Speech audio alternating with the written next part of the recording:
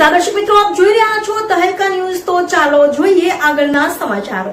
છેલ્લા 2 દિવસથી વરસી રહેલા વરસાદને પગલે અને ઉપરવાસમાં ભારે વરસાદને પગલે સરદાર સરોવર ડેમમાંથી 3 લાખ ક્યુસેક પાણી છોડવામાં આવતા નારેશ્વર નજીકથી પસાર થતી નર્મદા નદી બે કાંઠે વહી રહી છે। સાવચેતીના ભાગરૂપે લોકોની અવરજવર પર વહીવટીતંત્ર દ્વારા મનાઈ ફરમાવવામાં આવી છે।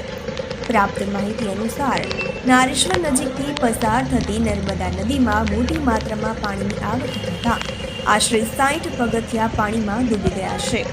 નદીમાં પાણી આવતા લોકો પાણી નિહાળવા નદી નજીક ઉમટી પડ્યા હતા। કરજણ તાલુકાના પુરા, આલમપુરા, લીલાપરા, નાની કોરલ, મોટી કોરલ, જુનાસાયર, સગદોડ તેમજ ઓઝ, સોમશ, દેલવાડા, અર્જનપુરા ગામોને એલર્ટ કરવામાં આવ્યા છે। રિપોર્ટર અબ્બી સૈયદ, કરજણ।